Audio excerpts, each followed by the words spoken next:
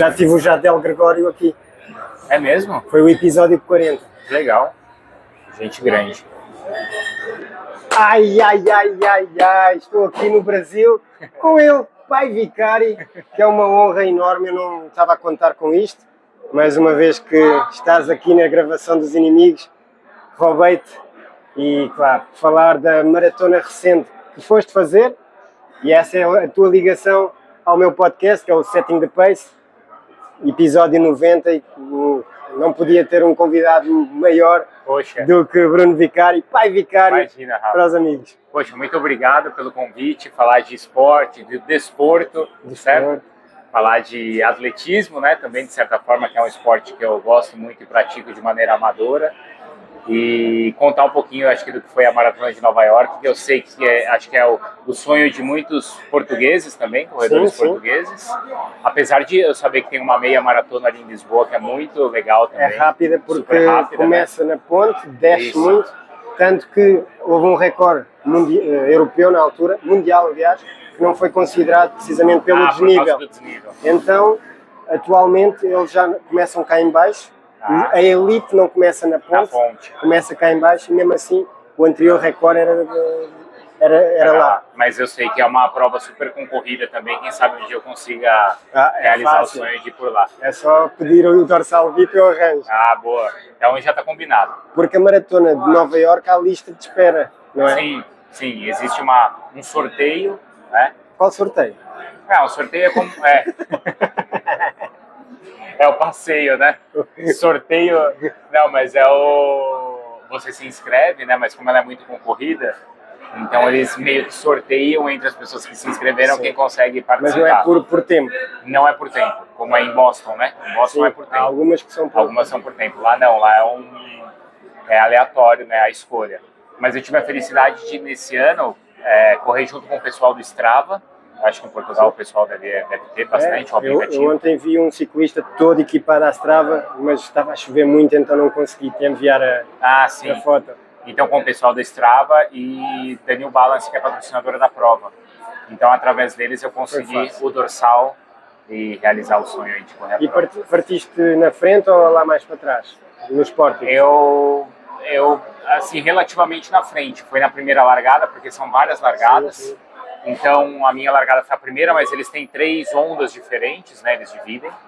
A minha era uma dessas ondas, mas era como se fosse no pelotão, no terceiro pelotão, mas essa onda da frente. Então, claro, não era um tempo porque eles tentam separar isso justamente pelo tempo que você pretende fazer a prova. 2 horas e 20, 2 horas e 40, então, claro, que quem colocou lá que ia fazer entre 2 horas e 40, 2 horas e 50, largou um pouquinho na minha frente. Eu coloquei na minha previsão entre 3 horas e 3 horas e 10. Foi o que deu. Foi o que deu. Não menti, então coloquei ali mais ou menos no grupo da frente e foi o ideal. Assim, mas para atletas que não são profissionais, ou atletas assim de ocasião, as 3 horas é quase uma marca a bater. E eu nunca tive essa ambição de bater a marca, porque para mim não. Porque para mim sempre foi uma coisa muito distante conseguir correr a maratona em 3 horas. 4,15 quilômetros. 4,15 quilômetros, eu já tinha corrido outras maratonas antes e eu fiz sempre ali mais ou menos em 3 horas e 30, sempre aqui em São Paulo. Quantas? Eu tinha corrido já 3 vezes a maratona aqui em São Paulo. Mas aqui é muito mais difícil. Muito mais difícil. Mas aí dá uma média de 5 minutos o quilômetro. E eu fiz 2 vezes o Ironman já também. Então eu considero que eu corri 2 maratonas dentro do Ironman. Tudo bem que é uma condição bem diferente, né? Muito pior você conseguir manter qualquer ritmo numa prova de Ironman. Mas eu considerava que eu já tinha feito 5 maratonas. E a minha experiência não era de nunca conseguir chegar perto de 3 horas. Mas esse ano eu consegui me adaptar bem aos treinos. Acho que a minha experiência ajudou muito também. Então eu consegui fazer em 3 horas e 7. No meu Strava tá até 3 horas e 4. Mas é um treino específico? Ou é só no decorrer? Não, então, o que foi diferente para mim esse ano, o Portugal que me ajudou muito, são os treinos específicos que eu faço no Smart Trainer, no rolo na bicicleta. Sabe o Smart Trainer na bicicleta? Que você prende a bicicleta sim, e consegue pedalar ali no Zwift. No Swift. Isso. Porque esse tipo de treino substituiu o que seria o meu treino de tiro de pista. Sério? Sim. Mas não é igual. Não é igual, exato. Eu até acho que muitos Não é a mesma substituem. especificidade. Sim, muitos substituem ao contrário, é a corrida contínua por mais horas no rolo da bicicleta, para o aeróbico, mas ser. específico vão para a pista fazer os tiros. Então, ali, o que eu acho que me ajudou no treino no rolo, o treino estruturado, não é só sentar e pedalar, mas fazer um treino de tiro no rolo. Eu acho que aquilo ajudou muito a minha parte cardiovascular e evitou que eu tivesse contusões que, de repente, correr uma quilometragem, acumular uma quilometragem muito grande na semana, pudessem me dar. E o treino de pista é um treino desgastante, porque ele é muito forte, né? Então é claro que tem essa especificidade toda do treino. Talvez se eu fosse alguém que só treinasse assim, talvez eu tivesse tido um tempo até menor, mas eu não sei qual seria o preço que eu ia ter de acumular tantos quilômetros. Sim. Assim, na questão do desgaste e de dores. Surge contusões, lesões. Isso, exato. Então, eu acho que esse treino fez com que eu mantivesse o meu cardio respiratório bom, meu VO2, né? Mas mais à base mesmo de sprint, então. Isso. Sprint Isso. na bicicleta. Na bicicleta, isso. Treino estruturado, mas dentro do rolo. E assim, pra mim funcionou. Pra mim, eu não tive as lesões e, claro, que aí eu fazia as rodagens e os treinos longos, aí correndo mesmo no final de semana. E por acaso ia perguntar se isso é por causa da bicicleta não ter selim. Não, isso é mito. É mito. A bicicleta tem selim, sim. Isso é história do chefe e do Ale. Não, mas em Portugal brinca-se muito com essa situação. Fui andar de bicicleta. Sem selim, não é? Cara, mas é engraçado. Mas queria falar não só de desporto, mas você é novo, é bastante jovem. Eu tenho 41 anos, sim. Vou fazer 42. Aparentemente, menos. Sim. Mas quando entrou a trabalhar com o Ale, a companhia era bastante jovem. Como é que conseguiu?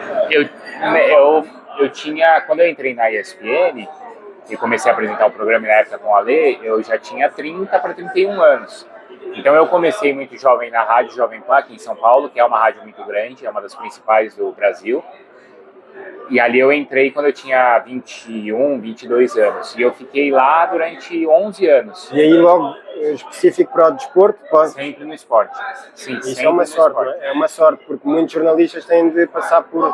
Isso. Então eu entrei na Jovem Pan e trabalhei por 11 anos lá. E assim, a rádio super tradicional também no esporte, aqui no Brasil.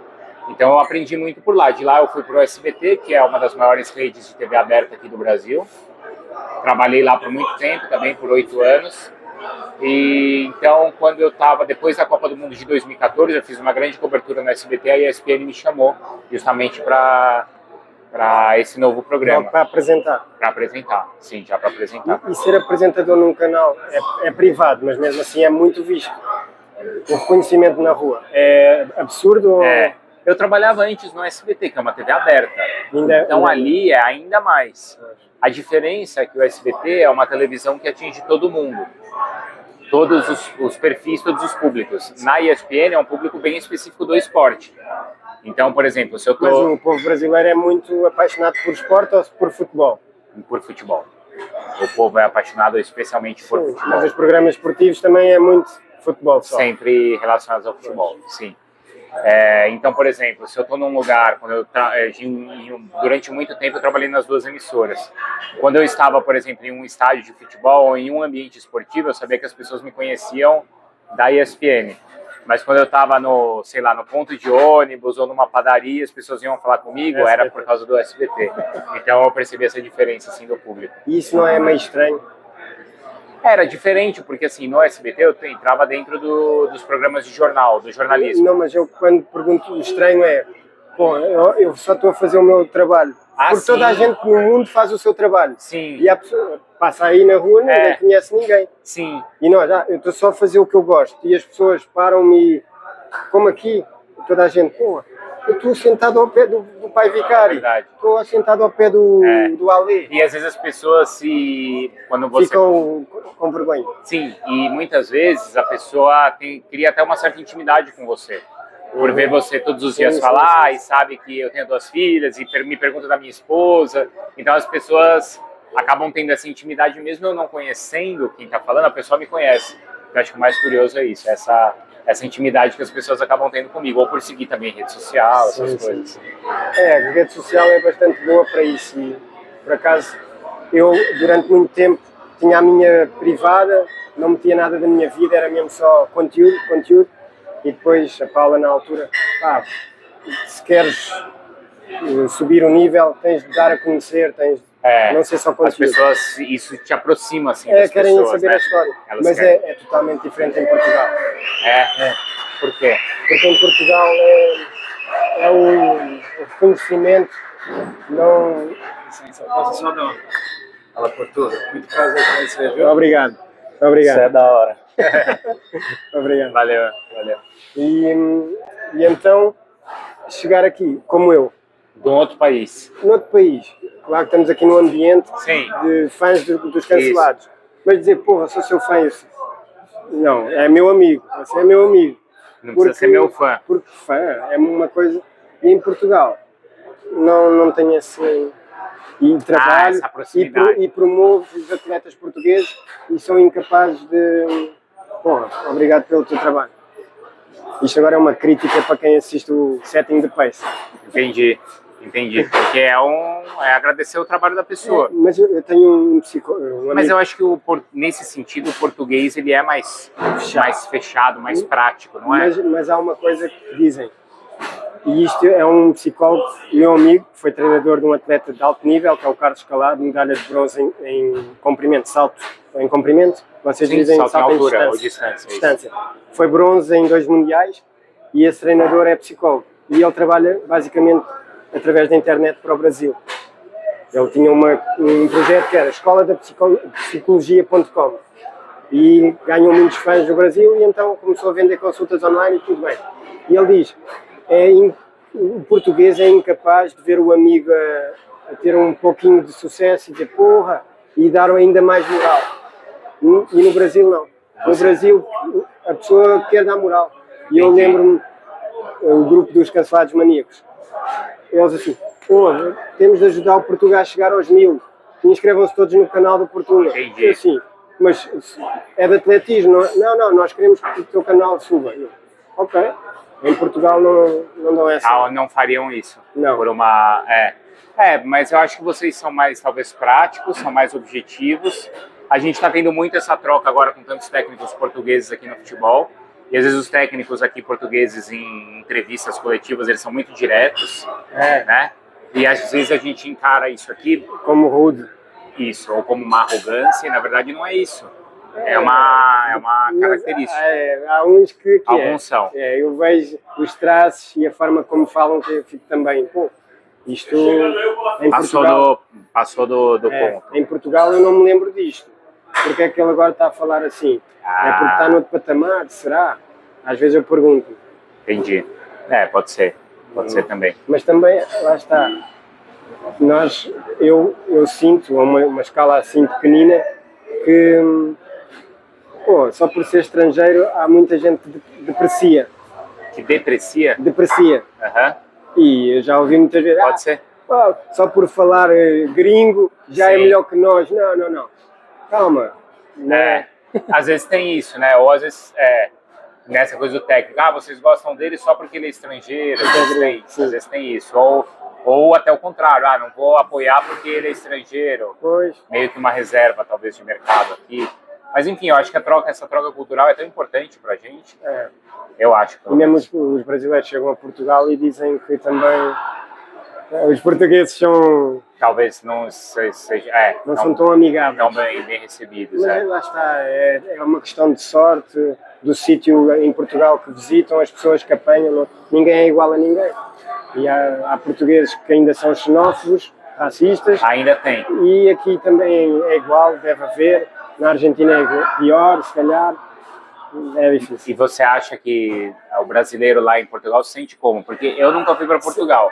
Mas eu tenho amigos mesmo, amigos a sério, brasileiros e sentem.